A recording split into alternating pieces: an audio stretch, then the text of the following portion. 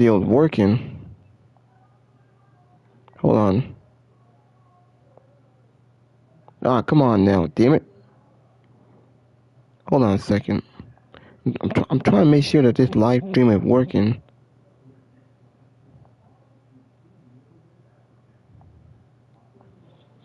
I just hate that it takes this long, man. Jeez. Hold on. I just want to make sure that this is working.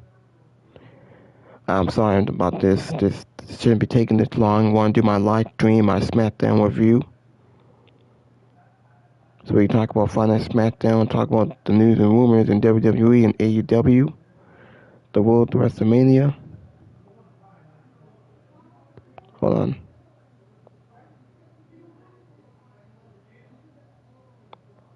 Alright. I don't know why it takes that long. I actually don't like that it does that. But anyway, this is Jacob Cast 2024. We're gonna talk about WWE Smackdown, March 27, 2026. Yeah, it is 2026. Now we're gonna talk about some news and rumors with WWE and with AEW. Make sure you guys hit that like button, leave a comment, please subscribe to my channel. Let me know in the comment section below you guys want to see more. My video is sponsored by my favorite podcasters and YouTubers like JD from New York, Fight for Pro Wrestling, Salamaster Sound Off, and other podcasters. Now, after WWE, we are going to talk about SmackDown. We'll go through some of the matches and what happened on the show. And for the WWE Hall of Fame, Bad News Brown is making the Hall of Fame.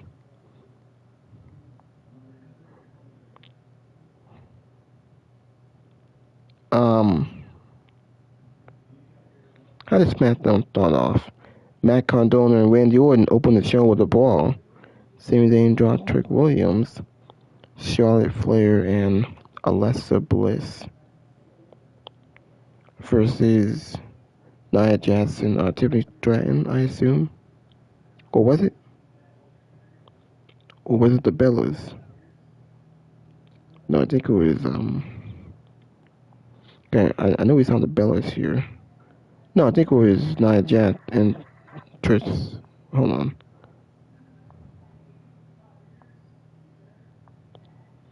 Yeah, versus the Bella Twin. Even though the Bella Twin not on here.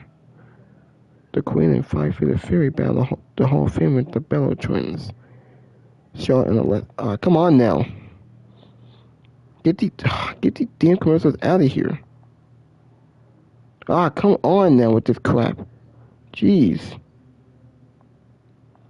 The goddamn commercial is so goddamn annoying.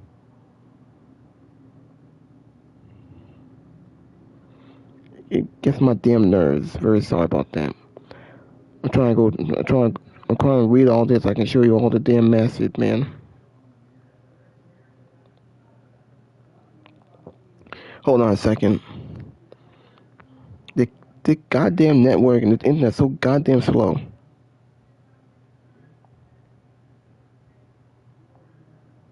Alright, so now before I show my podcasters, want to show the match again. So like I was saying, I think the Bella Twins versus Alexa Bliss and Charlotte Flair. I think this match ended in a DQ with Nia Jax and letting get involved. They clearly setting up a triple threat tag team with Charlotte, Alexa against the Bellas and the Irresistible Force, like Leslie Nia Jax at WrestleMania for one tag team championships. The Irresistible Force got involved. They caused a DQ. Jay Cardell and Michin. Was this only a brawl? And B-Fam.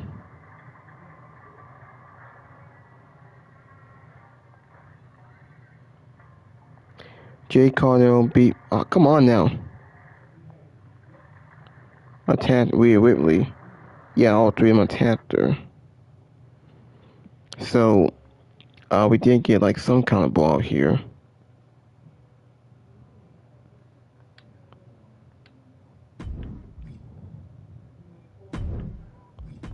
Alright. Or maybe I should do a brawl. I don't think they have like a 2 brawl, do they? I think they do.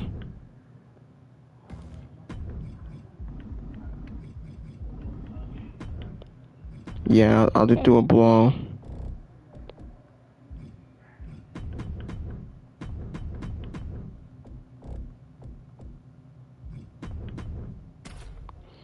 Yeah, I'll just do a brawl there.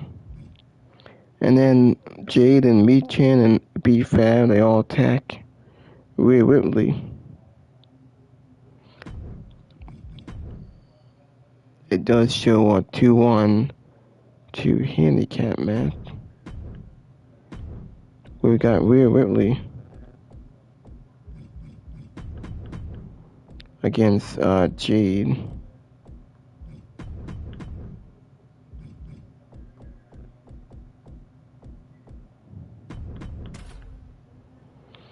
Yeah, Rhea calls out Jade. I mean, they're getting there. It's building between Jade and Rhea. With Io Sky. How can she get involved? Anyway, we also had a birthday segment with another segment with Dan Hussey, Cursor, Kit Wilson. Kit Wilson wrestled Jelly Roll. Yeah, Jelly Roll, a celebrity, had a match tonight. So he defeated Kit Wilson in this one-on-one impromptu filler match. Kit Wilson is nothing but a jobber. What a joke. Pretty dead is no more. I don't think we have Jelly Roll on this game, but I gotta do someone else to take his spot.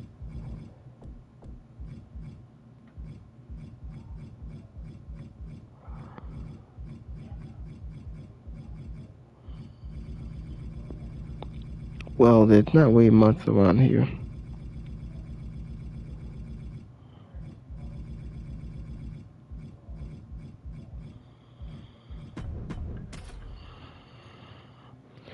We gotta use someone else. Sami Zayn recaptures the U.S. Championship from Carmelo Hayes in a very good match. I don't know why Sami Zayn won. I don't think Carmelo Hayes did anything with the U.S. title besides the open challenges that he had every week. He didn't have a big feud to really elevate his title in.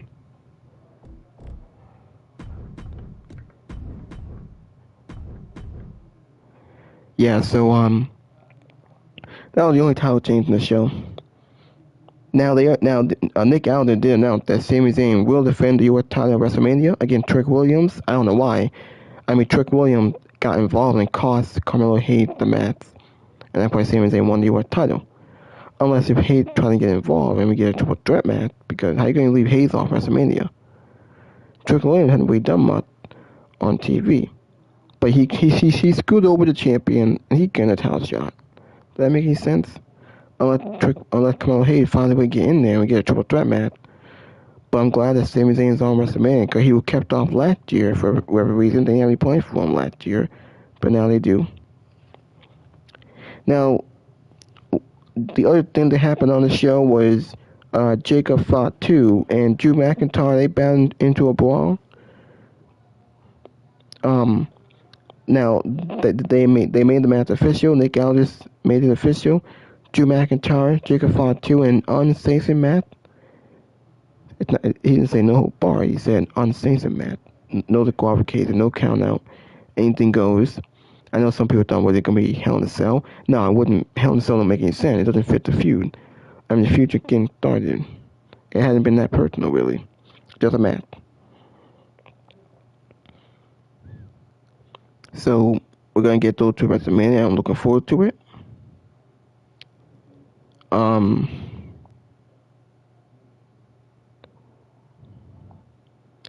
We got Mercy Machine Guns and Presium in this birthday 7. That was alright. And then we got Julia versus Tim.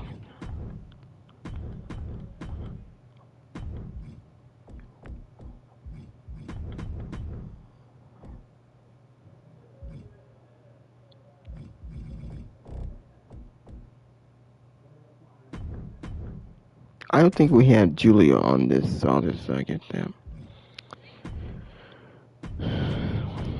We got Randy Orton. On TV. I don't see the. Well, obviously there is no Zack Ryder.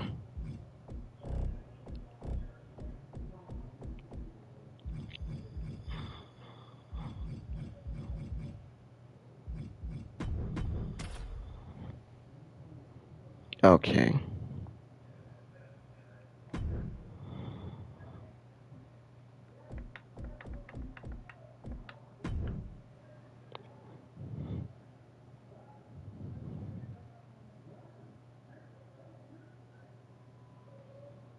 Alright.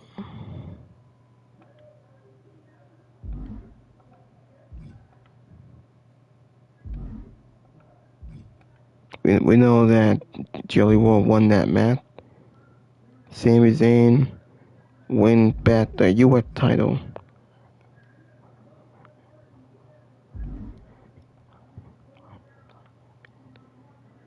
He's a like who? How he's.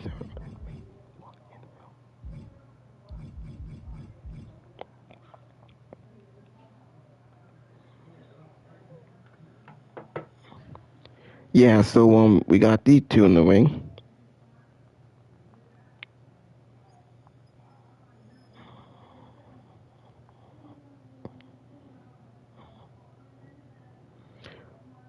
Lamest brawl ever. I mean, the end of the show, Cody Rhodes did come back, like we all know he would. He brawled with Randy Orton. And Randy Orton RKO'd Jelly Roll in the lamest brawl ever. Wouldn't be that good. The same old that we've seen from other, brawls here. Yeah, so,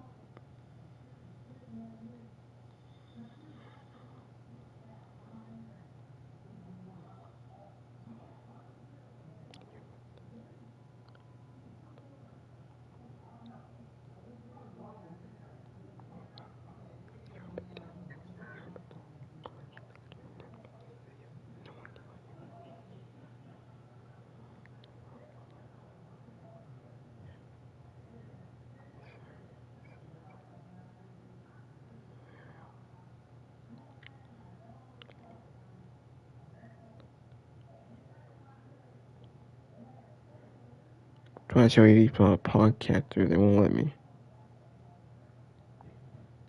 It might be the internet or the network, which is so damn slow. Really annoying. I'm trying to show y'all these podcasters and YouTubers. Oh. U.S. title against Rick Williams at WrestleMania. Now, people are upset. They're saying poor Carmelo. My guess is Carmelo will be in it, and it's going to be a three-way. In the face. Speaking again on the. If you have people celebrating.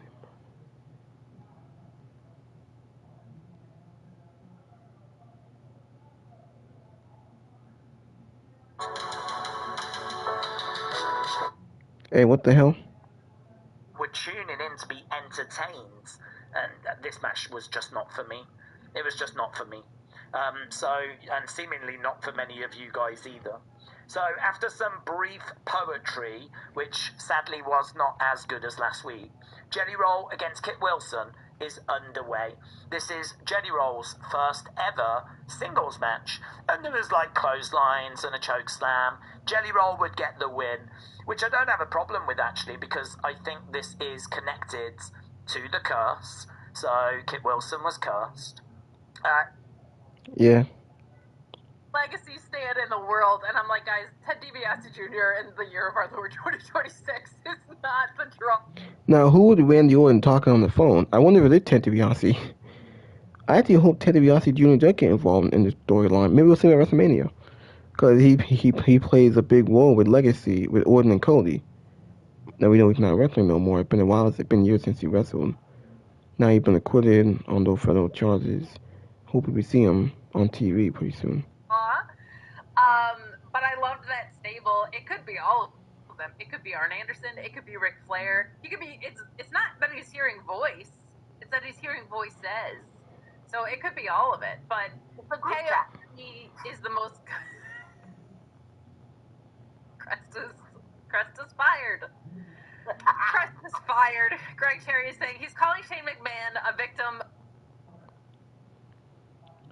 Because they have had it running. Pop for. Oh, wait, Jelly Roll. Inconsequential episode of Friday Night Smackdown. I genuinely think that we could get away with only talking about the U.S. title change, because most of the other stuff like weren't really needle movers. Okay, like I'll say this. All right, the Jelly Roll match with Kit Wilson. I was very impressed with what Jelly Roll is doing. It's Jelly Roll at the end of the day. Don't be Improved. very much so, right? You're not gonna get a Team Malenko out there, but his cardio is better, and he's doing more varied moves as well. One of the things that I said in my live stream is I think Jelly Roll might have been the most consistently good thing out of this episode of Friday Night Smackdown because even though the match with Carmelo Hayes versus Sami Zayn was fantastic, I despise the result, and I'm sure we'll talk about it. I cannot stand the result. I am so angry, and you'll see your comments and your chat are going to be angry about it too, and so is mine. Meanwhile, Jelly Roll, at least he put on a fun match with Kit Wilson. He had a funny backstage segment with the reunion of the Judgment Day in R-Truth's eyes, and then he hits an RKO from Randy Orton to end the show. We should not be this close to WrestleMania and Jelly Roll be the most consistently best booked character on your show. That's not. What are we doing? It was a weak episode, Denise. No, it was a weak episode. Now, here's the thing. I almost fought you on this Jelly Roll stuff because I was like ready to be like, no, I didn't like it, blah, blah, blah, blah, blah. But I gotta be real with you, though. In this match with Kit Wilson, I was like, oh, wait, Jelly Roll can move like that now? And I know you would have thought that maybe he would. Had you told me this match was going to happen like a couple months ago, I would have been like, I don't want to see Jelly Roll in a one-on-one match. Better yet, a one-on-one match with Kit Wilson. Yeah. I'm sorry, but like, that was not going to fly with me. But what I did like about this match was, I'm not going to sit here and be like, oh my God, it was the greatest match I ever seen. Definitely not. That's a lie. Right. Way better than I thought it had any chance of being. I think what I will say is, like, this guy, like, right after NXT, listen, he's putting in work. He clearly cares enough to try, to learn, to just get better. They paired with the fucking Miz. I don't know why they want to compare what he should be doing to, like, some Kurt Angle, right? Compare it to some of the, you gotta compare it to other celebrities out there, and most of them just phone in their appearances. This guy, whether you like country music or not, whether you like Jelly Roll or not, as a celebrity, he's putting in sweat equity to, at the very least, like, earn a nod of approval from the average fan. I think today, with all of his appearances, I started to feel like, man, is this guy a WWE superstar now on this damn show? Because he's everywhere. Although I was laughing my ass off, though, at the end, Santi, because he went out there and, you know, he's trying to talk some sense into Randy. He's like, Randy, he's your friend. I thought that was hilarious. But the thing that I will say, though, Santi, my grandma, she has this saying, and I got to say it in Spanish because that's the only way that it really hits hard. But every time someone is all up in somebody's business, she always says, "Están todo menos misa." And so for me, that basically means for those Spanish, they're everywhere except church. Basically, like, mind your business. That's honestly, though, kind of how I felt when Jelly Roll went out there. I thought, okay, I get it. You had these backstage segments with them. You talked to both of those guys. Now you're going out there and getting your nose involved where it doesn't belong, Jelly Roll. Okay, well, now you're being too nosy. So I popped when he got the... Wait a minute, Ryback? I know a lot of people say, Ryback was someone that was brought down thanks to Vince McMahon. I mean, Ryback was someone who was just like Bill Goldberg. He would take the world's longest brawl of my life! It wasn't good! Oh my God, it was lame, it was way too long. This notion of all of these bodyguards being out there breaking up the brawl is lame. Again, I say, Jelly Roll was the most consistently entertaining thing because the best part of that is what you fought for. Oh my God! You should not be in a place where Jelly is getting the best stuff on your episode this close to Mania. Good for Jelly. Great for Jelly. No one took it seriously. What about the rest of the show? That brawl was ass. Like, genuine, a metric butt ton of ass juice of a brawl. Santi, I thought that this brawl lasted like 50 years. I kept looking at the time. And here's the worst part about this brawl. Was if you were looking at the clock, there was about like maybe 5 minutes, I'm not kidding you, of just stalling. Because I feel like there must have been some sort of timing issue. I'm not exactly I'm not exactly sure what went wrong, what was technically supposed to happen at what time, but I kept looking at the clock, and there was 4 minutes, 3 minutes, and we kept winding down, and nothing was happening other than they would go, they would get pulled apart, go again, get pulled apart again, but it didn't have that kind of fire. It didn't have the energy. I thought the best part was honestly Randy throwing like 3 of those security guards to the commentary table. Literally, that was the best part. And it reminded me of when Randy threw the freaking Singh brothers not too long ago and sent them flying. That was an iconic moment. But it was so boring. But it was clear though, Santi, that they were stalling for time. They had too much time to do what they had, and I don't feel like they had enough creative actual spots planned for that brawl. So they were just like going with it, but it had no clear direction. It felt like, okay, they're just waiting. I thought, I wasn't even expecting the jelly roll part at one point. I didn't even think that part was even going to happen because of how long it took them to actually get there. Yeah, it almost feels like that Cardona match should have gone beyond the commercial break, and we shouldn't have gotten Cody arriving in the bus during the 4-minute walk during commercial break. I think it should have done. Did you lose audio too for that, by the way? I did lose audio, okay. Yeah. I think what they should have done is the Cardona match should have gone past the commercial break, come back from commercial break, he beats Cardona, and then you hear Cody Rhodes' music, and then the brawl starts. Because them coming back from that commercial break with still 9 minutes left on the show of them staring at each other for a while, and then followed by 7 minutes of the most pointless, the least WrestleMania hype building brawl that I've seen in a long time, to me felt like a waste of time. To the point that, like I said, the best part of it was Jelly Roll eating an RKO. And I don't know what that does anything for the excitement of specifically wanting to get hype for Randy versus Cody. I like the moment of Randy RKOing Jelly Roll, but right now, at face value, it feels like that only serves to create a cool moment in that moment. But I don't know how that builds a block onto the excitement of WrestleMania between Cody Rhodes and Randy Orton. And I think what was supposed to create that excitement is, what an insane brawl that was. That brawl was fucking boring. I think those are the best words I can come up with. Fucking boring. They should have gone into the crowd. They should have gone into the freaking concessions. They should have gone into the production area. They could have done so much more to liven it up, and that's just how I feel about it. I actually agree. I thought, oh my god, this is taking forever. But also, I wasn't even crazy about the match with Matt Cardona and Randy. I thought it was a boring beatdown, which is, I know, how can a beatdown be boring? But I wasn't locked in on that either. But the best part is, though, even though I wasn't too in love with the beatdown, there were some things that happened in the matchup, and that also, because basically Randy prolonged this entire beatdown on Matt Cardona. But what I have been feeling, and maybe it's just Randy doing so freaking good in this role, though, is that I genuinely feel like Randy Orton legitimately has beef with Matt Cardona at this point, because some of the things he said, like, you should be happy, you still have a job here, and I'm the one who broke his arm, and now he's back out there again, blah, blah, blah.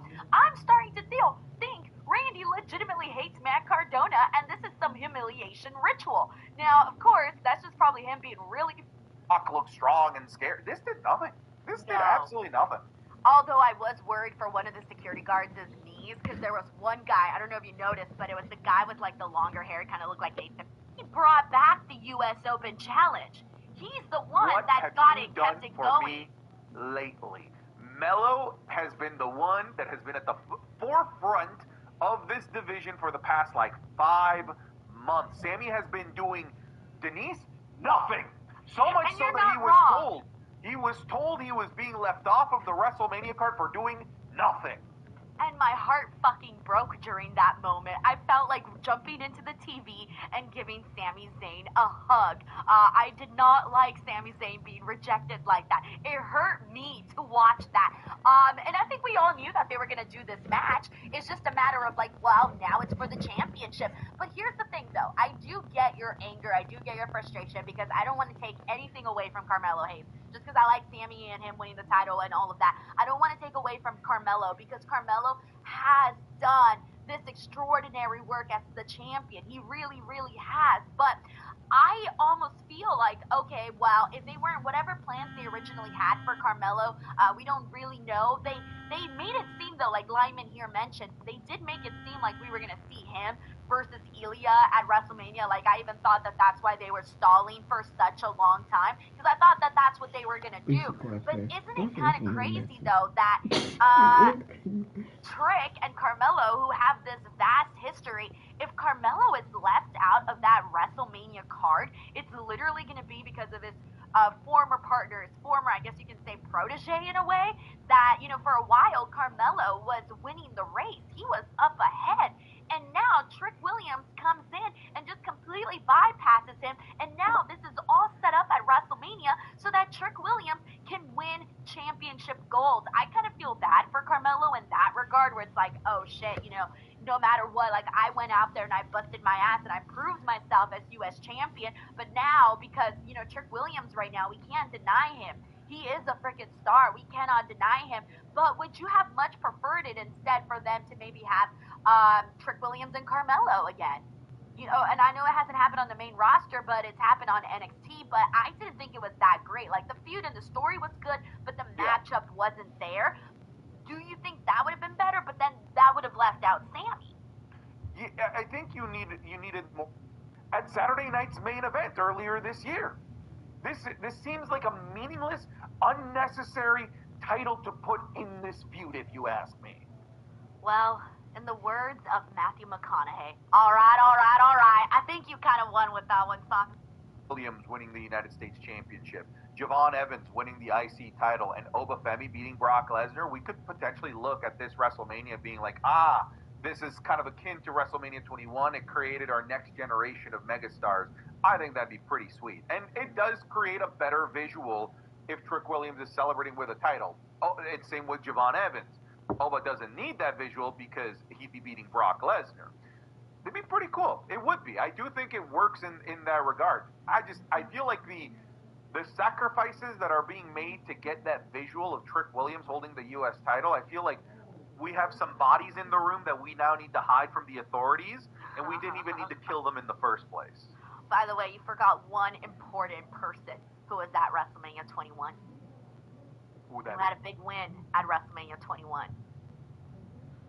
Denise Salcedo, who was up in the nosebleeds at my first ever WrestleMania. Oh, that would have been in LA. That's right. That was the WrestleMania Goes Hollywood.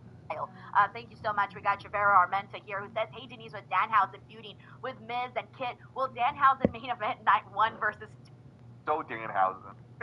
Like a damn crazy, scary individual that might actually defeat Brock Lesnar, and I think that within itself has been fantastic. Yeah, I think there's a lot of intrigue as to what that match is going to look like. We already kind of know what Randy and Cody physically looks like. We've seen Punk and Roman in the ring. I mean, at last year's WrestleMania, this feels like uncharted territory. You know what I mean? It's like, ooh, what the fuck does this look like at WrestleMania? And I think a lot of the fascination and intrigue is in that, and the fact that you're seeing potentially a new star budding. So that match, Oba and Brock, has a lot of unique features that make it very, very appetizing to fans in a WrestleMania setting for sure. Yes, we got the Swift Sports Show here who says, what if Randy is talking to his old self? OTP. OTP. What does OTP mean? This is what happens when the best players in the world share one court. Blink, you'll miss it. What the? Enter the world of Pokemon. First of all, we are in 2026. This ain't 10 years ago, man. It should be getting over. We're not these fucking matches. This is not 10 years ago. This week, Brock Lesnar should be putting over people the same way he put over Cody Rhodes at SummerSlam. Oh, it was I don't see Brock terrible. Lesnar in no champion. They were talking over each other. Who the fuck wants to see that? So cringe. Oh, if you were worried about getting enough jelly in your diet, you got a lot of jelly in your diet tonight.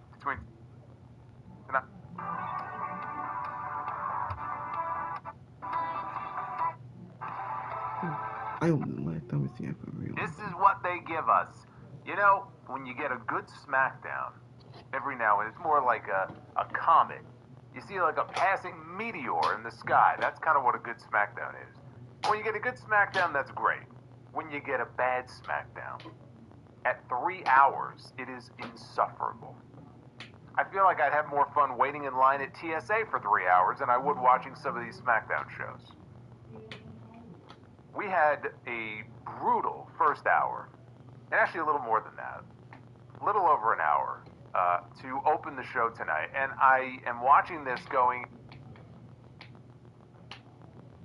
Big E was moved to SmackDown. I'm not sure you're aware of that. Get Big any E worse. is I not mean, the even show playing can no only championship. get better from I've been here, saying this right? for weeks. It's Big E was only possible uphill victory. from here. We still I don't told know you what was Randy to Orton's win going to the be doing championship. when I it know comes he to the did main try event while with he Matt worked for Cardona. He was the Cody champion Rhodes is probably He going to was be the back short at the end of the title show. Big E was We had a possible big booking. U.S. title match If I'm coming going to up. what is the better And that title win U.S. between Big E Championship and match Cody, tonight I would between go Sami for Zayn and it. Carmelo They Hayes, told a great that was story. great. It was a great story. So the show Great did moment get at better because of that WrestleMania one match. and a longer title And they went out there and they, look, I mean, they tore it up. They had a great outing. They've worked together before, so we know what those two men can do in the ring together. Ziggler and in fact, in that match, I may as well mention it now, we have a brand new United States champion. And there are two ways to look at this. On the one hand, they have been telling a story with Sami Zayn. This is the next kind of step in the story.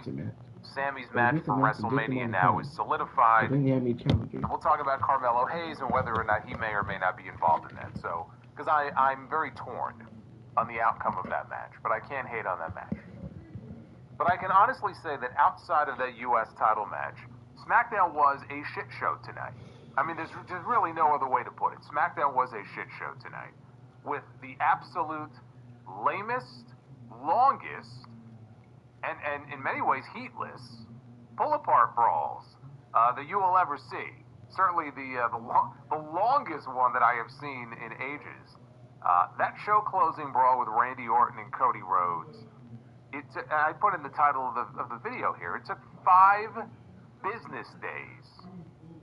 It just kept going and going and going, and the fans weren't even there were uncomfortable periods of just silence as the two men in one of the WrestleMania main events are out there acting as if they hate each other's guts and they're trying to get at each other, and it's the same trope we see with WWE pull-apart brawls all the time.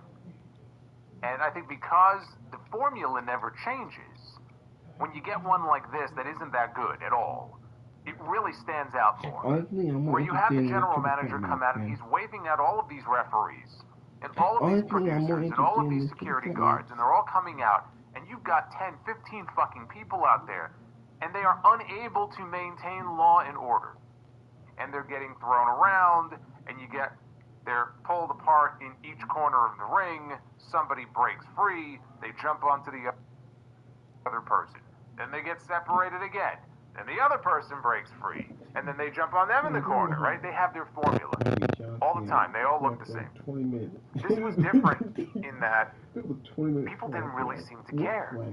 And the other thing also is I'm watching this, and Cody Rhodes was bloodied up by this man. He was betrayed and bloodied by his brother. Okay, by one of his best friends in the business. Left for dead a couple of weeks ago on SmackDown. This was the first time that we've seen Cody Rhodes back on this show since that heinous attack. And he comes out, and I mean, honestly, I don't know what was going on here. He comes out there with about as much intensity as a corpse. And they're just, it's like lifeless. They're just throwing shots at each other, and they're pulling them away. There's just no real urgency there. There's no sense of okay, they're trying to convince us that they want to get at each other in the worst way. They're just going through the motions. That's all I could think as I'm watching this. They're just going through the motions. And honestly, I will say, watching that segment, it felt like maybe they came up short on time. And they had to stretch things because, oh shit, we came up short. We got to keep this going for a little bit longer before Jelly Roll finally came out. Like they were stalling for time almost just to get to the top of the hour. That's what it felt like to me. Although I don't know, usually they time these shows out perfectly. I don't know if something ran short.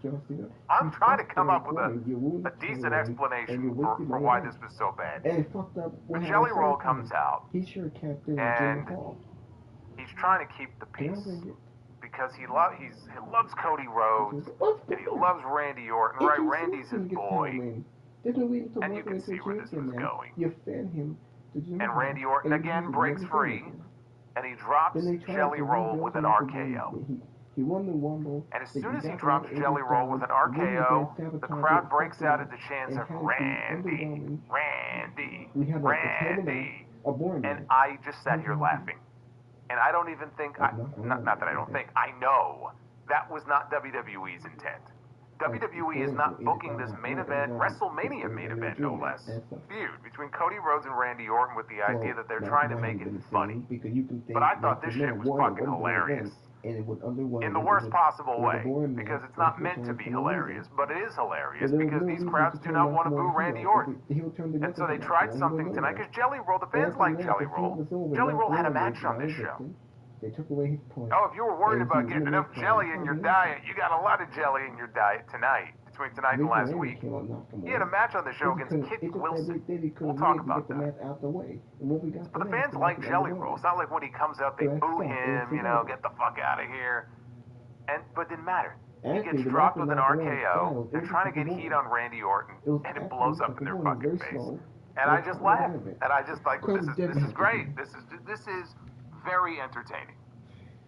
I am sports entertained. I just don't think I'm sports entertained in the way that they intend for me to be entertained watching this. This show is a disaster. This show is a disaster in so many different ways. We got 2 matches made for WrestleMania that are now official. We know Drew McIntyre and Jacob Fatu are having an unsanctioned match. dream match happened dead for months. I know there were rumors of Hell in a Cell, which is what I had suggested. Maybe this may be going in that direction. Last week I said that, and that would have made sense. But they're having an unsanctioned match, no disqualification, no count out. Referee is only there to count the winning fall or submission, whatever it may be.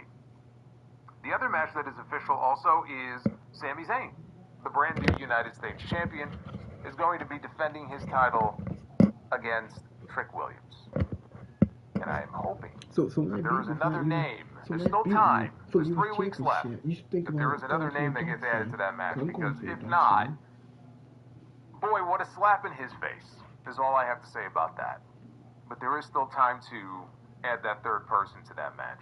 So we did. It was a newsworthy show in that we had 2 matches made official for WrestleMania. The rest of this show, it is a collection of boring, heatless matches. It is incredible as I sit here watching this show, whether it's the women's tag team match, whether it's, even some of the, I mentioned the Jelly Roll Kit Wilson thing. Obviously, that's leading to some kind of Jelly Roll match with Miz, I guess, or WrestleMania. Whether it's that, whether we saw Tiffany and Julia. I'm watching Tiffany Stratton and Julia out there, and they didn't have a bad match. The crowd didn't care. They could not possibly have cared any less about what they were watching. It's sad to watch. Julia's out there, she gets no reactions. Tiffany's out there, and we know the fans like Tiffany, but Tiffany is a terrible babyface. She's miscast as a babyface. So you take those 2 things, you put them together, people don't care. And I'm thinking, this WrestleMania is 3 weeks away. Segment after segment after segment. Oh, we got a good one. Okay, segment after segment after segment. Heatless. Nobody cares. Nobody cares. What are we doing? This is WrestleMania? Does this feel like WrestleMania season? It did when Obafemi came out on Raw last week to confront Brock Lesnar. Boy, that felt like WrestleMania. Right? There have been segments here and there. That first Roman Reigns and CM Punk segment right after the Royal Rumble, that felt like WrestleMania. When Randy Orton beat the shit out of Cody Rhodes 2 weeks ago and bloodied him up, that felt like WrestleMania.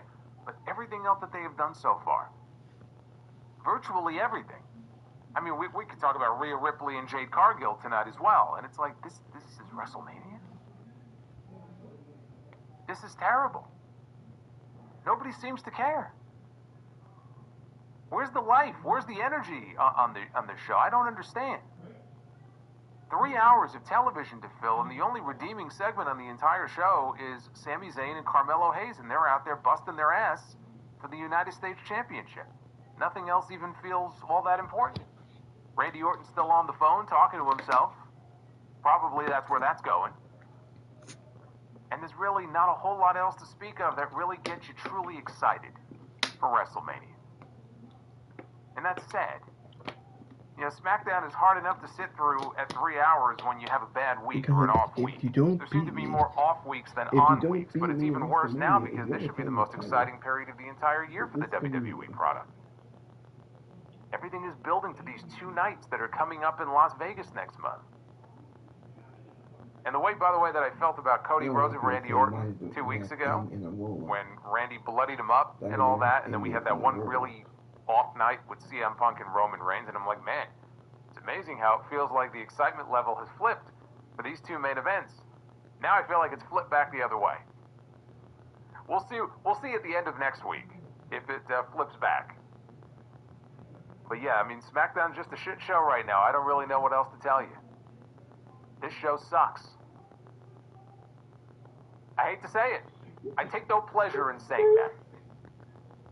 But that show that we saw tonight, that show sucked. And this close to WrestleMania, you got to do a better job than that. It's unbelievable. It really is. Now, that was Randy Orton's first main event. That was 2009. This is your Friday Night SmackDown review. It is March 27th, 2026. Well, shittiest brawl ever, yes. Wolf weight don't count. Yes. There's no qualification. Yes, it was. Wolf weight do not count. I mean, for 2 stars of their caliber heading into a big match like that, yes, it was. I think they were trying to recreate some of the great pull-apart brawls that we've seen. I saw somebody before mention to me, Cena and Lesnar from 2012. Yeah, that's not what this was. I don't know what they were trying to recreate, but whatever they were attempting to do there, it did not work. Don't fucking count. Anyway, I will say thank you. One thing to get excited for. We hit 91,000 subscribers, so I want to say thank you. Give you guys a big cheer. Hit the subscribe button, hit the like button. Super chats are open. We have a bonus goal going on. If you check out the goal at the top of the live chat, that's for a bonus round of Be the Booker, assuming we get to the main goal. We want to see Shane McMahon, who we'll find out right now as we spin the wheel. Hopefully, we will hit the like scroll. I want to see Shane McMahon. I want to see Shane McMahon in the ring. Like, what the fuck? We don't hate him because he's a good bad guy. We hate him because I'm big enough to collab with I Show Speed. Maybe he'll sing to Nick Wayne's Mom with me. We'll do like a ballad. How about that? Solid Monster and I Show Speed. Can you imagine? Nick Wayne's mom has got it going on. Nick Wayne's mom has gotta love this song. I believe that she would like that song if she ever heard that song. Bobby's World, thank you. Thank you for singing to Nick Wayne's mom. It's always good to hear that song. Well, let's spin the wheel to find out how many likes we need for Be the Booker.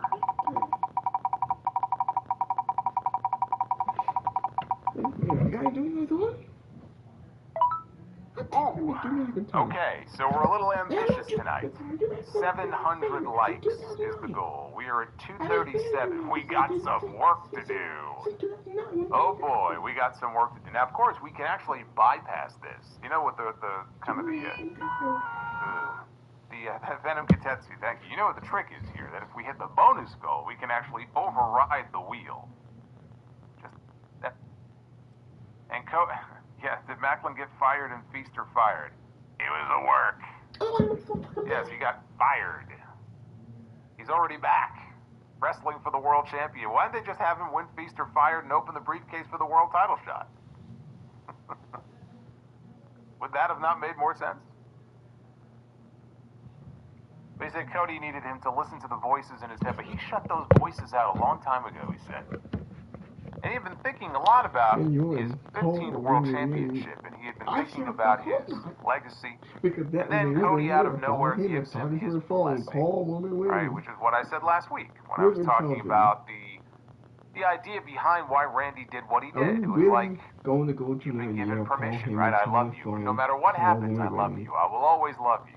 Fucking Whitney Houston over here. And that gave Randy the permission to go ahead and beat the hell out of this guy. So now that he's listening to the voices in his head again, he said he can't be responsible for what happens next. We're in the new era on Sunday. It's a Cody Rhodes era. Because I thought once I gotta take another year. A woman reigns off of TV. It's everyone else's voice, and he's looking out at this is the closest we've gotten to the You People promo. Because it's everyone else's voices, all of your voices. People in the back, and Cody or Jelly or whatever. You know, he's talking about every other voice but the ones in his own head. That's the problem. There's one person outside of his own head, though, whose voice he is listening to. So Matt Cardona's music hits, he walks out, and he has a cast on his wrist because they claim he has a broken wrist as a result of last week's vicious attack by Randy Orton, where Matt Cardona laid there for 30 seconds with his arm in a chair and looked up at Randy Orton waiting for him to viciously stomp on the chair. And so because of that, he now has a broken wrist. So Cardona comes down, Orton's shouting at him, like, what are you doing here, as he's climbing into the ring. And Cardona hits him in the head with the microphone. Orton rolls out to the floor right in front of the announce desk. And in response to all of this, the crowd in Pittsburgh chanted, Randy. Randy. Guys like Fightful. Get used to it. You're going to be hearing this a lot over these next few weeks. And then they just awkwardly cut to the back. That was the end. That was the end of the segment. They just awkwardly cut to the back. The fans, I will say, the fans were as firmly behind Orton here as they have ever been. Like, even when Orton was healing on them and said, I don't care about your voices. Your voices don't matter to me. They didn't even boo. They didn't react at all. They were just listening intently to what the man had to say. They're not going to boo this man. I think Jay should retain here. They're not going to do it. Hopefully, in the back later, Orton was furious. He went over to Nick Aldis and he demanded a match with Matt Cardona. And the fans in the arena popped loudly when he asked for this match. Aldis was hesitant to do it because of Cardona's arm. But Orton said, if you don't give me the match, there's no telling what I may do to him. So Nick Aldis relented and he agreed to give Randy Orton a match against the man with the broken wrist, which seems very unfair to not at least first consult with the man who has a broken wrist before agreeing to put him in a match on this show. But that's how things operate apparently here on Smackdown. So the match was made, and so we knew what our main event was going to be right out of the gate. But that came a few segments later, that backstage segment. Before that, in the back, Nick Aldis was speaking with Trick Williams. And he told Trick he was giving him a match at WrestleMania. And of course, Trick was just elated by this news. And then Sami Zayn shows up. And Trick is gloating, I'm going to WrestleMania.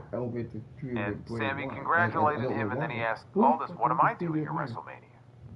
You do well. Aldis should have told him the truth. He should have been like, well, you're going to sweep the floors after the fans leave for night one, because they're going to be coming back for night two, and we need this arena clean. But he had to break the news to Sami. He said, look,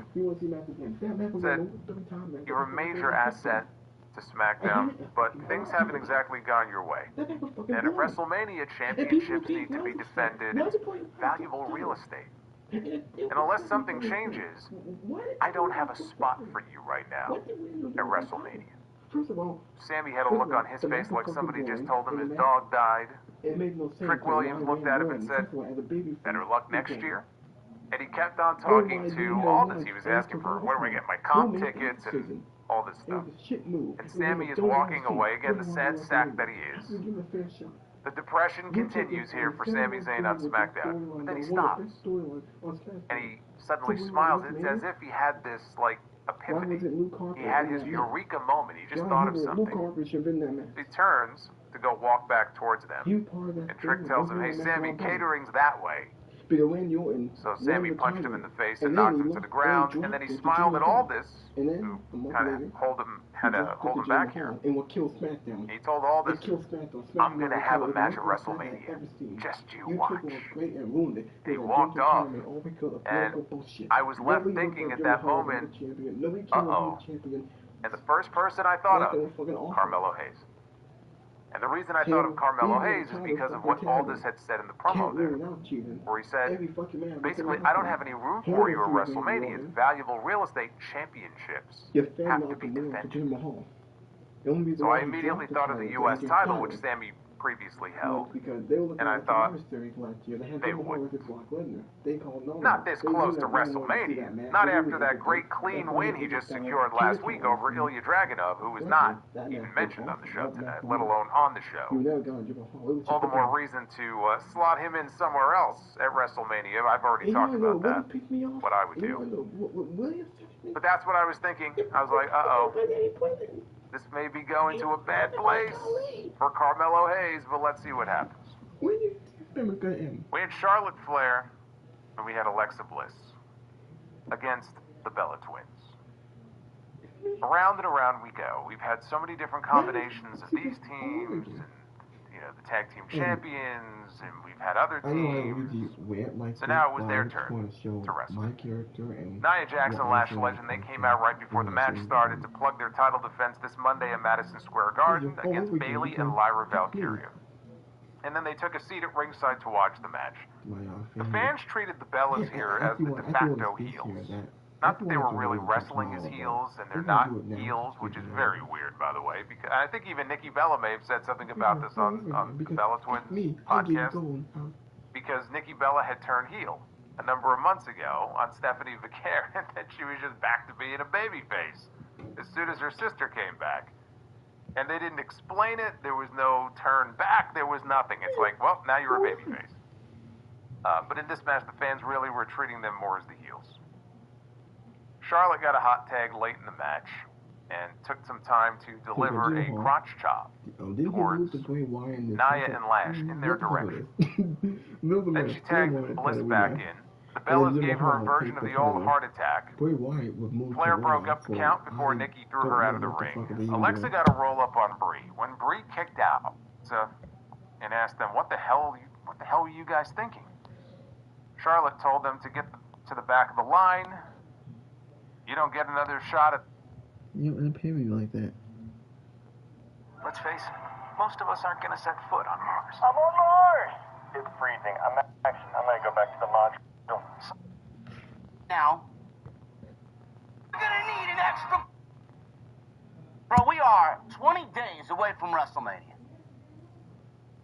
20 days away from WrestleMania.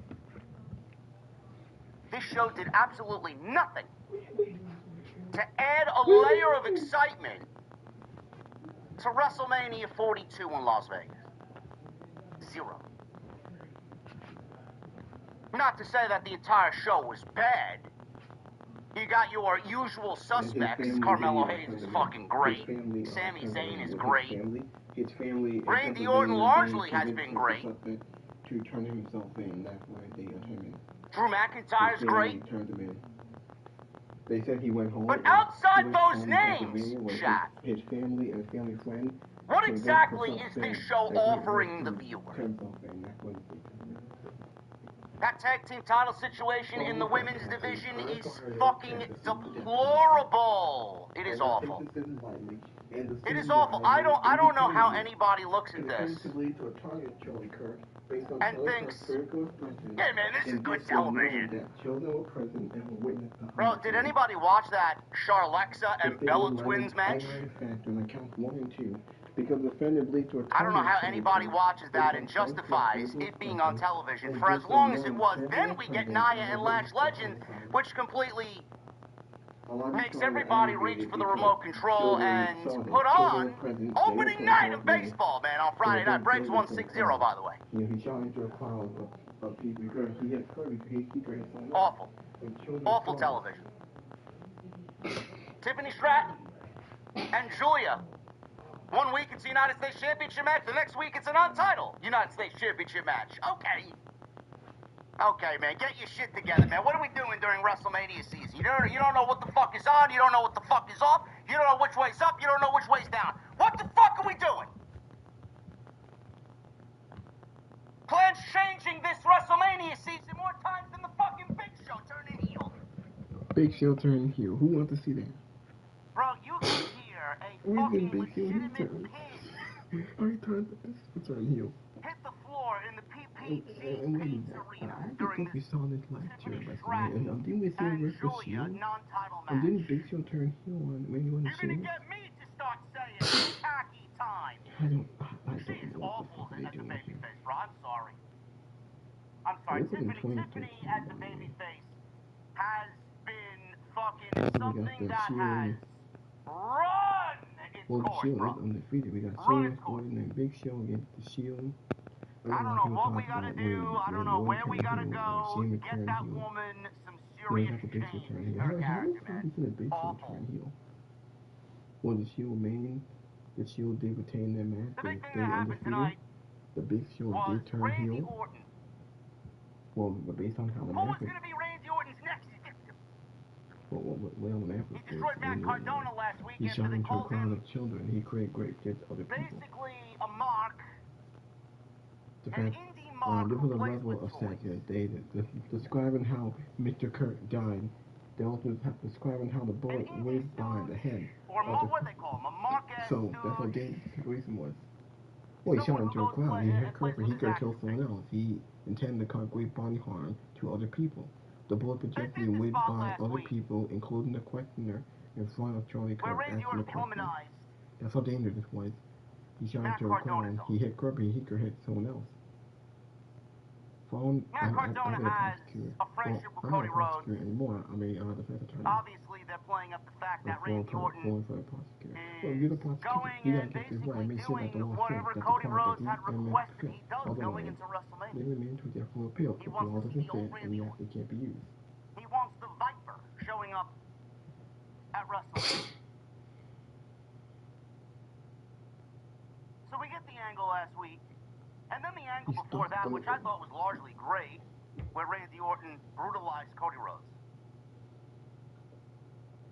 And did so knowing children were present and everything they've done up until this point has been really family turned him in. Obviously, the attack on Cody was a lot better than the attack on Matt Cardona because Cody's the WWE champion and Matt Cardona is just an undercard loser on Friday Night Smackdown. I don't like saying that because I'm a big fan of Matt's work, but WWE has him and now he's a loser. So this week, Matt Cardona's looking for revenge. Based on Charlie Kirk's political expression, it remains consistent with what the week-to-week television has been doing. Cody Rhodes is not in the building. We don't know where Cody is. We don't know when Cody's showing up, how he's doing, how he's feeling, what he looks like. We don't have a clue. He's been on television now for 2 weeks. So Matt Cardona wants revenge. He said, Randy Orton comes out to start the show. I'm going to take it. Matt Cardona comes out, interrupts Randy Orton, punches Randy Orton down. A match is made for the main event because he's looking for revenge after Randy Orton pulmonized his arm. And that's basically the string of events. Well, that has taken us from the beginning all the way up until the end. Now, why have we information? The match between Randy Orton and Matt Cardona obviously meant nothing.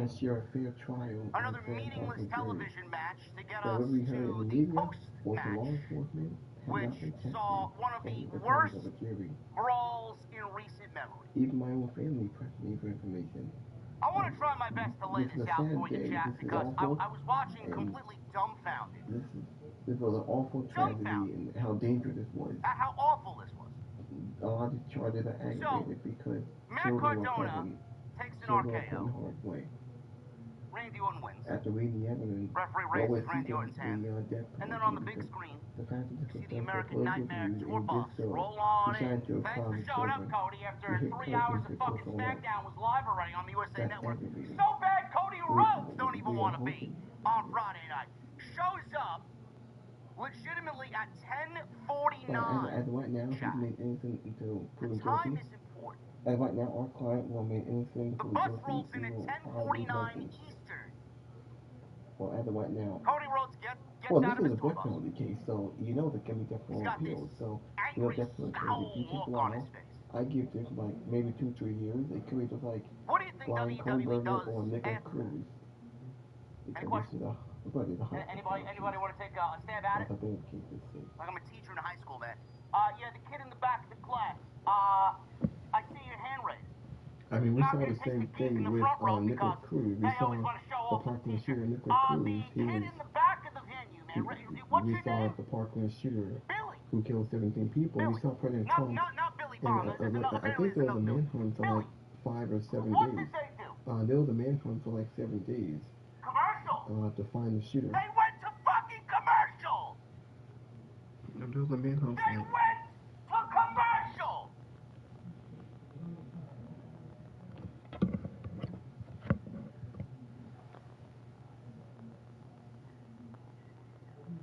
I thought the show was gonna get better with Road Dogg being gone, Billy. Listen, man, I don't know what to fucking tell you. I don't know what to tell you. Chat, they went to fucking commercial.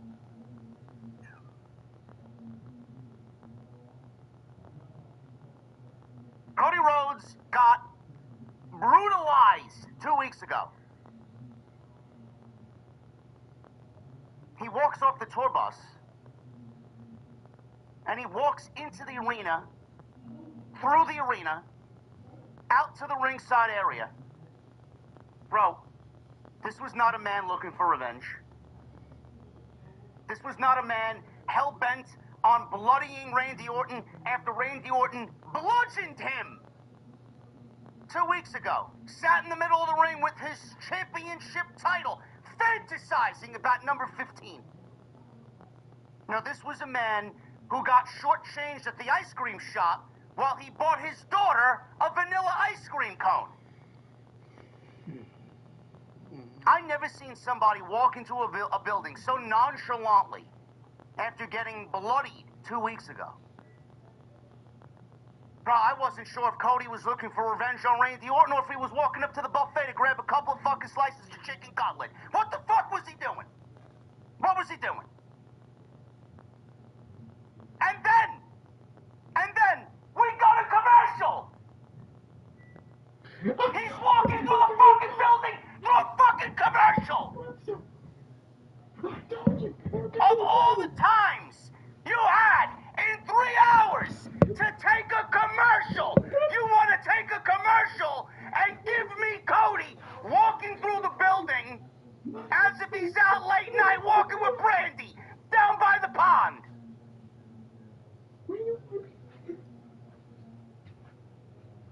They said that the shooter is off TV. They said, well, this was a mass shooter. This was someone who killed 17 people. People were scared. And then we get into the ring. We saw the same thing in McDonald's with Nicholas Cruz. When he went to and all they were doing. I just want to talk to him.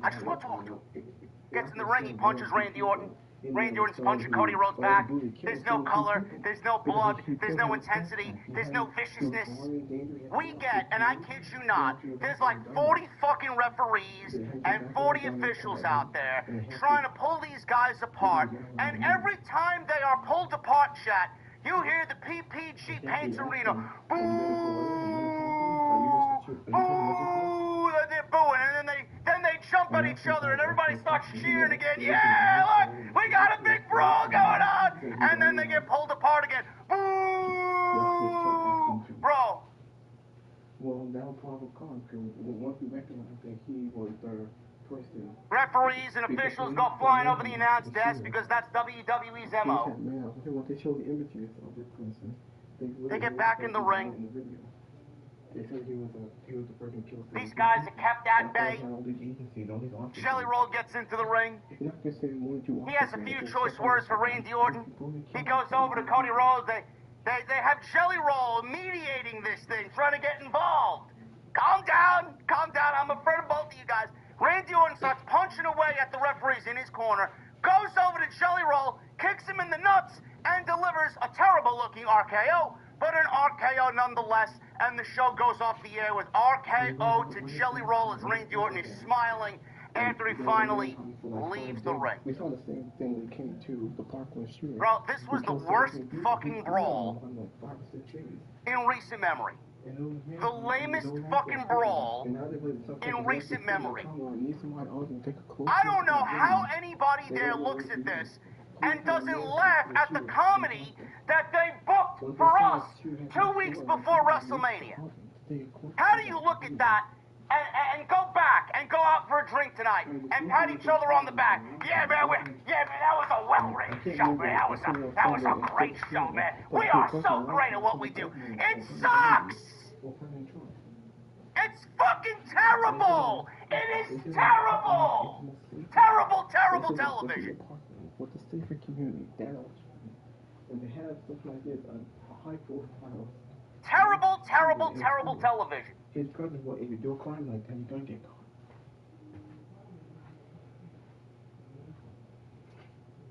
You bloody Cody Rhodes up. Great heel turn, soft heel turn nonetheless, but very, very soft. Because they're chanting one more time. They beat up Matt Cardona. Should be surrounded by that misconduct. So it makes it more difficult for them to prove their case. And then they give us this. If you're not, I mean, if I am guilty, then I would have done it. Does this get anybody excited for WrestleMania? Look at the security. You know, WWE needs to take a long, hard look at the way they've been operating. WrestleMania! We knew then! Last year! What do? They make the same fucking mistake this year. We knew after 1 year. Maybe we don't need WrestleMania to take place in the third week of fucking April. WrestleMania should be next weekend! These extra weeks of television are doing absolutely nothing, and I mean nothing, for the overall health of this product. For WrestleMania season. They have an extra 2 weeks to basically do nothing, which in turn gives us an extra 2 weeks of terrible television. This is a company that isn't creative. This is a company that doesn't have good ideas. This is a company that they feel like they can do very little and get the same amount of ticket sales and revenue and money for the fucking little effort that they're putting in. You want to give them an extra 2 weeks to basically do nothing. Meanwhile, still generating the same amount of revenue for a show like this. A terrible show at that.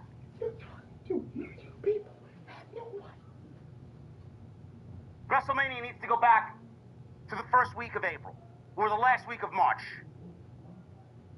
That's what they need to do.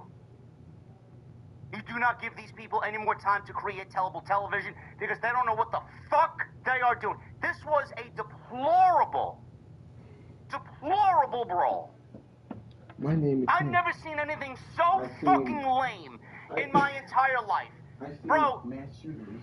I mean, last time we saw a pervert like this. Everybody wanted Cody Rhodes to go away then. Who killed 17 people. He was on the one. You want Cody Rhodes to do what he did tonight. What? Gingerly strolling through the backstage area. There was a massive man. Like he knew there was the last piece of cheesecake waiting for him after the whole fucking roster had a slice. Throughout the 3 hours of this show, don't worry about it. Apollo Crews saved my slice for me. I ain't in no rush. Being the parasite, maybe why now? Everybody wanted him to lose then. He also killed somebody. And remember, how do you look at Cody Rhodes and cheer for that man after something like you saw tonight? He killed 17 people, and you see it on video. You see him walking through. I don't know what to tell you, chat. I don't know what to tell you. We're gonna go over this. We're gonna go over this the best we can. We're gonna calm down. We're gonna go over this show from top to bottom. Give you guys the good, the bad, and the very, very ugly tonight. Right here on the Smackdown post show for your Friday, March 27, 2026. Tonight we are sponsored by my great friends over at SeatGeek. Download the SeatGeek app and use that promo code JD from NY10 to save 10% off your purchase. And please, make sure it's a great concert or a comedy show. WWE nowadays doesn't even deserve your money, but regardless, 10% off your first purchase. I want to thank SeatGeek tonight for sponsoring the show right here on Off the Script. All right, guys, WrestleMania season is officially here, and this is my favorite time of the year to be a pro wrestling fan. WWE is loading up Boston, New York, and all the big markets. And the road to WrestleMania is right now. It feels like every show matters. Every promo, every match, everything is building to that one massive weekend. And I'm telling you right now, watching it at home is great, but being there live, that's a completely different experience. There's nothing like the energy of a WWE crowd when something crazy happens. When a return hits, when a big finish goes down, when the crowd just explodes. You don't get that the same way through a screen. And honestly, this isn't just wrestling for me either.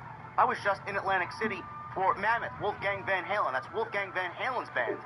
And the show was insane. The crowd, the sound, the entire atmosphere. It reminded me exactly of why I always try to get out there and go to a live event whenever I can. And of course, I got my tickets through SeatGeek. I've been using SeatGeek for a while now, and the biggest thing for me is how easy they make everything. When you're looking for tickets, they actually rate every single seat on a scale from 0 to 10. So right away, you know if you're getting a great deal or if something is just not worth it. There's no guessing, there's no digging through a million listings. It's all right there for you. And one of my favorite features, you can actually see the view from your seat before you buy. So if you're trying to get close to the ring for the WWE, or you just want that perfect angle for the concert, you know exactly what you're walking into before you hit purchase. That is huge. Because the last thing you want is to show up and realize that you're staring at a pillar all night. So whether you're hitting the WWE in New York, or Boston, or anywhere on the road to WrestleMania, or you're going to a concert, a game, whatever it may be, SeatGeek is the way to go. So do me a favor, download the SeatGeek app and use promo code JD from NY10 for 10% off your order. Once again, that's code JD from NY10 for 10% off your order. And trust me, if WrestleMania season is happening in your city, you want to be in that building. Because moments like that, you just don't watch them, you feel them. I want to thank SeatGeek once again for sponsoring us tonight right here on Off the Script. Follow me on social media at JD from NY206, Twitter, Instagram, TikTok, and Cameo. Hit that subscribe button down below. Turn on the bell for all notifications. Go check out all the great content on the channel, man. We were rocking and rolling again this week. It's the final full week of the month of March. Very good March we had. Monday we were live for Monday Night Raw. Tuesday is a big day now and moving forward. Tuesday morning with the coach, Jonathan Coachman, on the 2 count. Go check that out. And then Tuesday night is your main event. The best 2-man show in the entire business. Tuesday Night Titans with the Solomon. So go and check that out. Wednesday, Jesse and I were live to cover a very boring episode of Dynamite. Tonight we're live for the Friday Night Smackdown post, and if there is any notable news, I will have you guys covered in the subscription boxes on YouTube. I will get you guys the news when I can. Right now there's nothing going on that is worth my time at all. A lot of little things, nothing juicy, nothing big. So go check all that stuff out.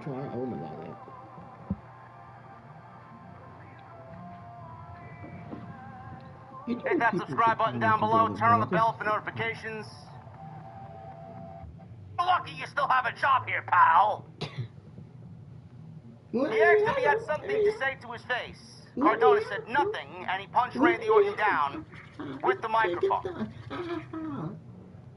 Crowd barely reacted. There were chants of Randy. So, basically the opening of Friday Night SmackDown. They showed Orton on the outside selling the punch from Matt Cardona, and Matt Cardona in the ring telling him to get in the ring, he wants to fight. I'm a Matt Cardona guy. I actually went to bat for Matt Cardona After they called him a fucking mark-ass stooge indie nerd who plays with action figures. It's kind of a low blow.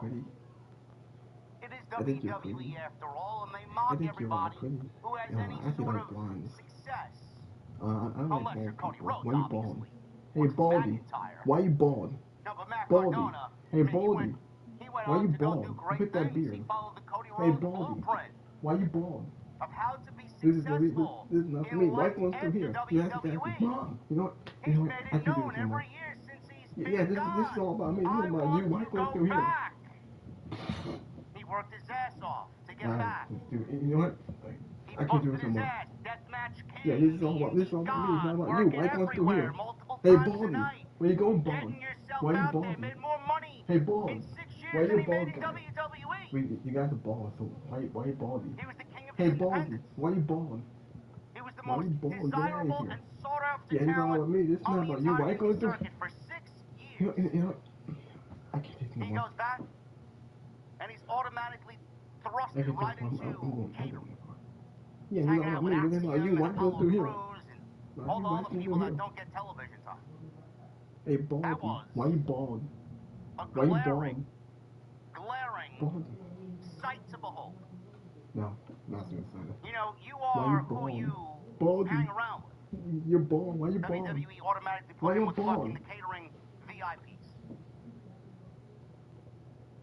Now they got Randy Orton going out on television, reciting lines written by somebody, He tries to impersonate a fellow calling agent. him a mark-ass stooge indie nerd who plays with toys. He has the Free Luigi. Free Luigi. Free Instead of Luigi. appreciating what Matt Cardona did on the Free Independents, Luigi. they absolutely buried Matt Cardona Luigi in the last 2 weeks. sucks. Free Luigi. Says a lot about what they think about Matt Cardona and the work He that he's done to get back to the place that he never wanted to leave in the first place. FBI agent. It goes to show the cult following that that guy had, which is a big problem. WWE will The openly fact that mock you have you these are and one make million fun of people you who just and love this beat guy. you down because It's a shame. you thought that you were better off without them.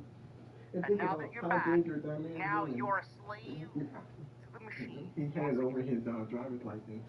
Slave to his master.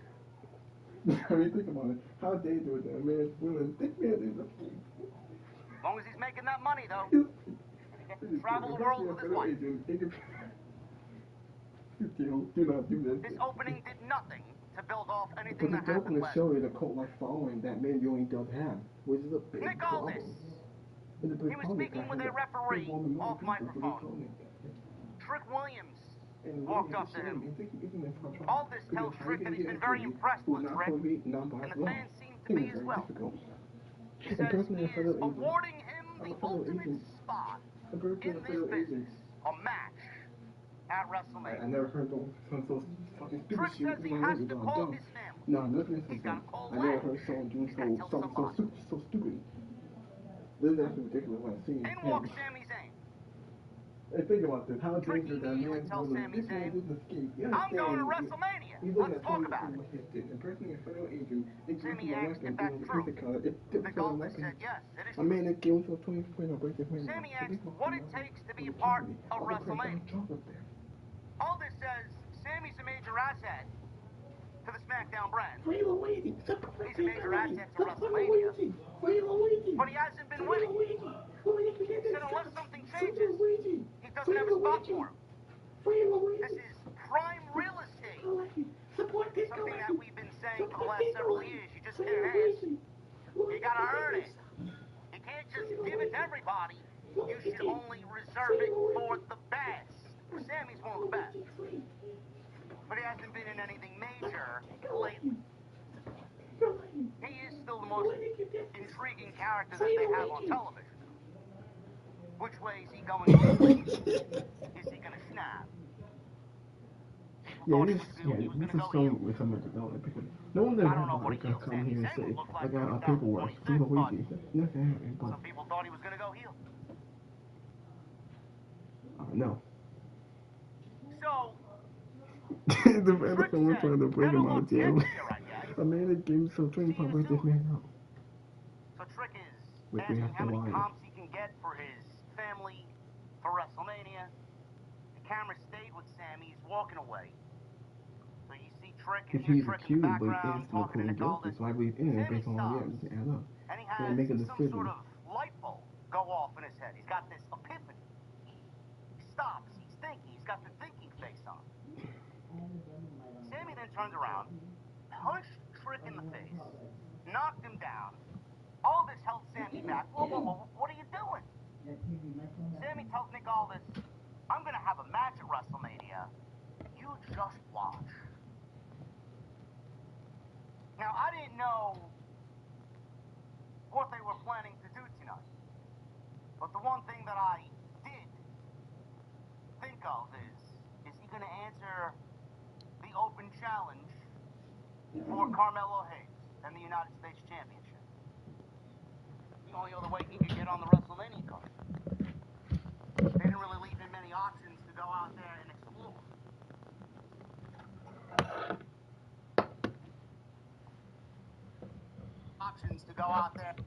explore. So he punched Trick down, told Nick Aldis he's going to see him at WrestleMania, and that was the last of the segment.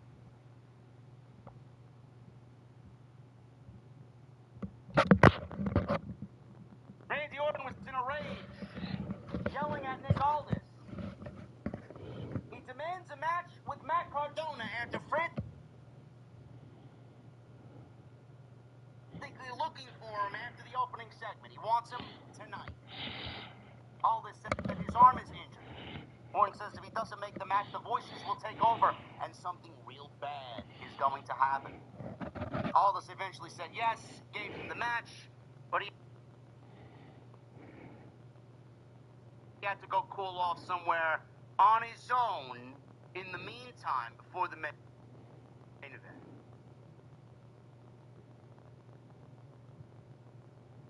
The Bella Twins. Tag team match here with Charlotte Flair and Little Miss Bliss.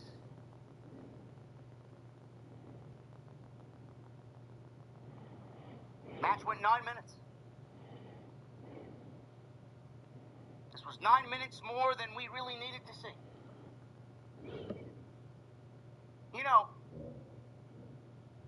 WWE's been pushing these tag team titles for the narrative of the tag team titles in the women's division since, I don't know, a little bit after Survivor Series, around Survivor Series time. Really started to pick up steam around Survivor Series with War Games. We get through Survivor Series. We go all December. Women's tag team wrestling is at the forefront of WWE television. It basically dominated WWE television all through December, even on into January. I didn't know.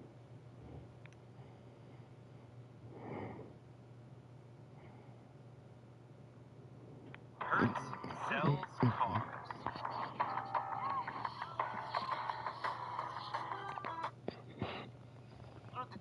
Through the last 7-8 years.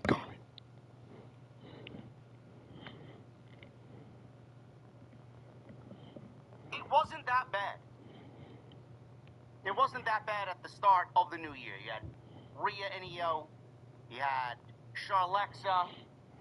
You had the Kabuki Warriors. You had Bailey and Lyra. You had a team, which was operating as a team, but not, away and put them separately on both shows.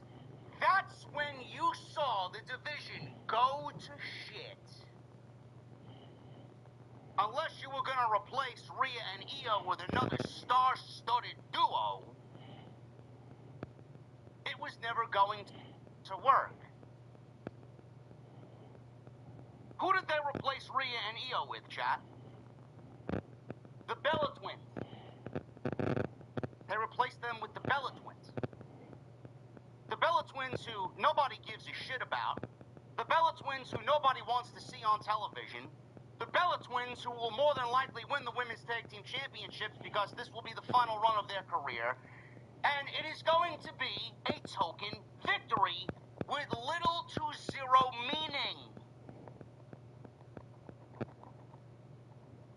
But you want me to sit there and take the Women's Tag Team Championships and its division seriously.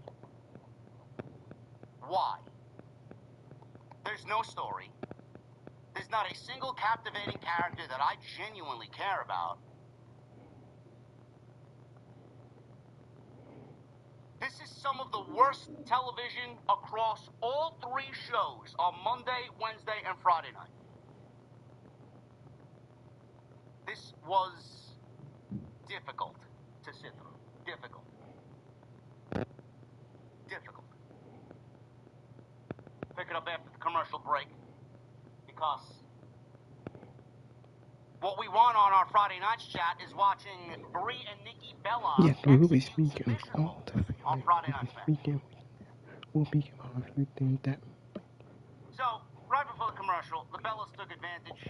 They attacked Bliss. They had her trapped behind the apron. We go into commercial. We come back from the commercial. Bliss fought out. Brie takes her back into the Bellas corner where Nikki tagged in. Bliss rolled out of the way to try and tag Charlotte. She was dropped by a spinebuster. After a little back and forth, Flair comes in, gets the hot tag, takes both Nikki and Brie down. Big crossbody. She then hit Nikki and Brie with her signature chops, and then that float over now the we clothesline understand that we she got a does. job to do, but the lack of empathy and disrespect and humane way you show to our family is indefensible.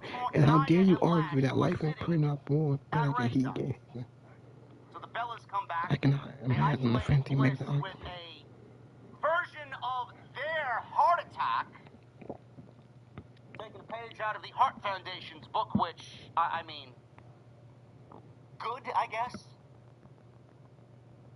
If you're going to watch tag team wrestling and study tag team wrestling, no better team than the Heart Foundation. Flair broke up the count before Nikki threw her out of the ring.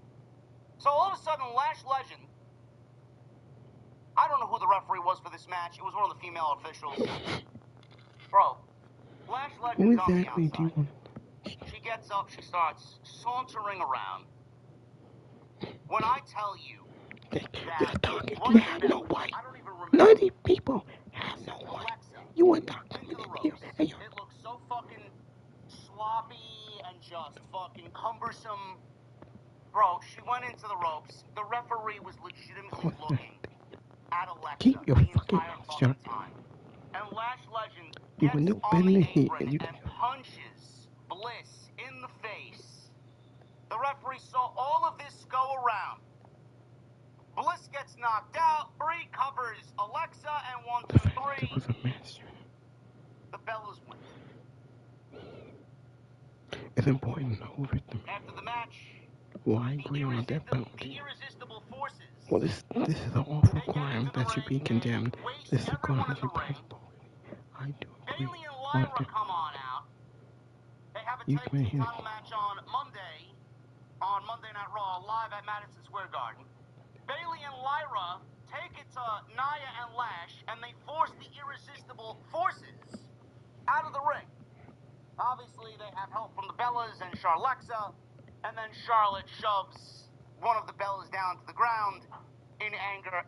Smackdown star, because, let's be real, there was no real stars on Friday Night Smackdown. He was going to get Charlotte at WrestleMania and not The Danhausen cursed Smackdown, says Billy. Yes. I would assume yes. Kathy Kelly interviewed Drew McIntyre. She asked if it was smart for him to be here, Tony. Well, I'm going to end the video. Thank you for watching. Thank you for all the support. Hit that like button. Leave a comment. Gonna end the video. I'll be back with more. Until that time, this is Jacob Cat 2024. I'll see y'all later. I made this video long enough.